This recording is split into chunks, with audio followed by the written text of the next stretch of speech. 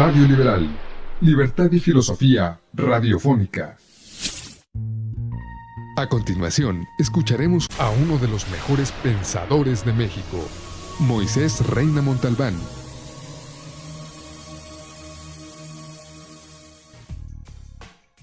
Hola, ¿cómo están? Nos saluda desde la capital del país su amigo Moisés Reina Montalbán, conocedor de los temas de seguridad pública, seguridad nacional y diversos temas que van relacionados con el secuestro, terrorismo y complejidad de los sistemas inteligentes.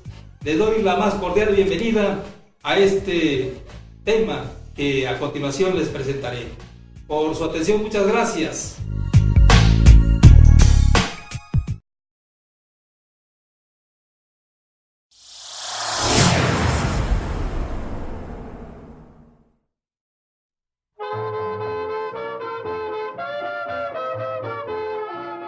Voy a abordar el tema de la Constitución Política de los Estados Unidos Mexicanos.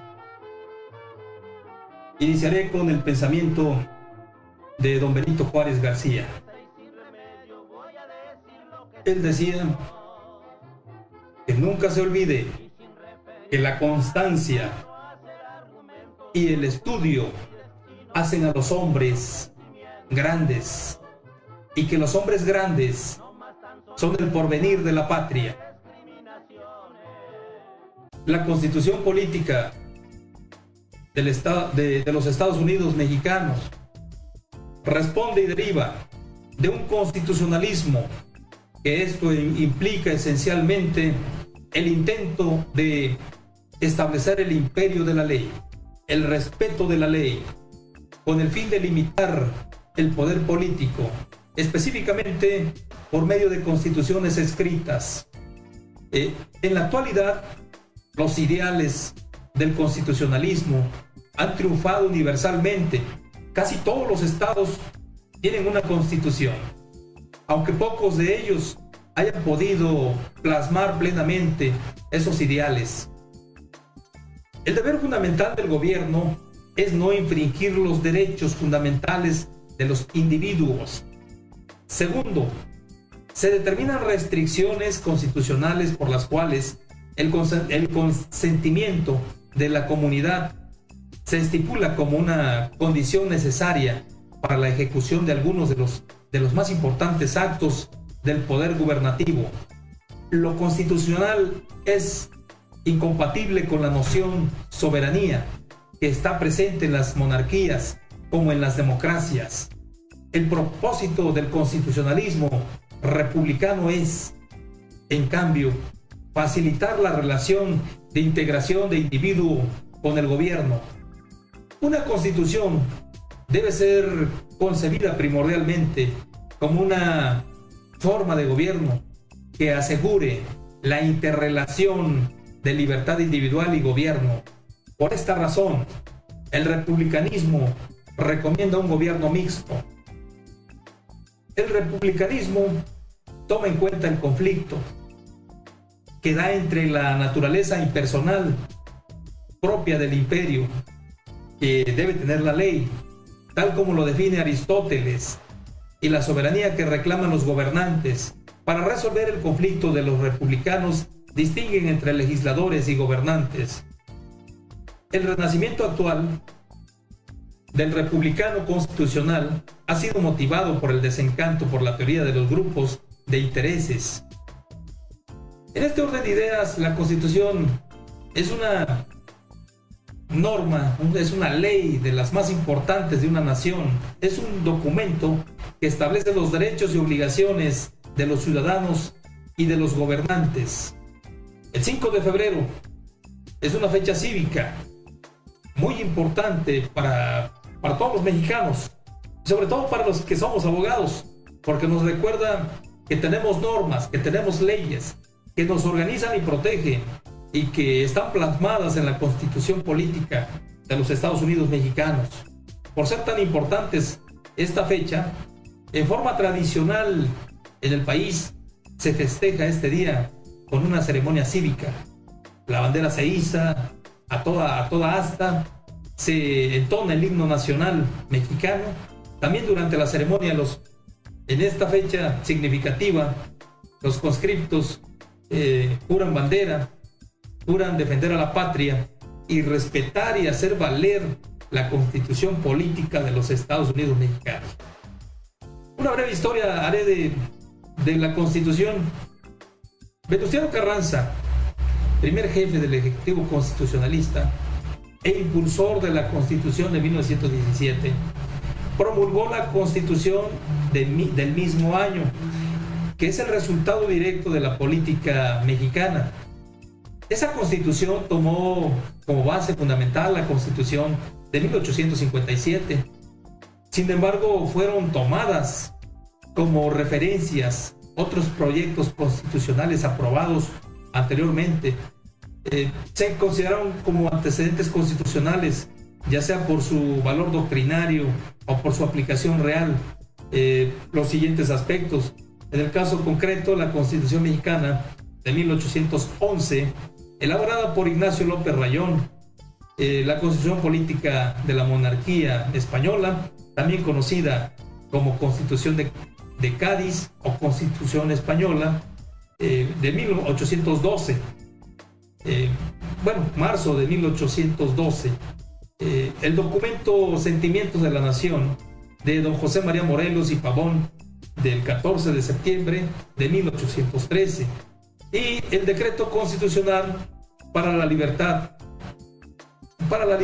de la América Mexicana de octubre de 1814, el reglamento provisional político del Imperio Mexicano de diciembre de 1822, el acta constitutiva de la Federación Mexicana de enero de 1824, la Constitución Federal de los Estados Unidos Mexicanos de octubre de 1824, las bases para la nueva Constitución y leyes constitucionales, conocidas como las 7 leyes, o Constitución de 1836, las bases orgánicas de la República Mexicana de 1843, el acta de reformas de 1847, la Constitución Federal de los Estados Unidos Mexicanos de 1857 y el Estado Provisional del Imperio Mexicano o Constitución de 1865.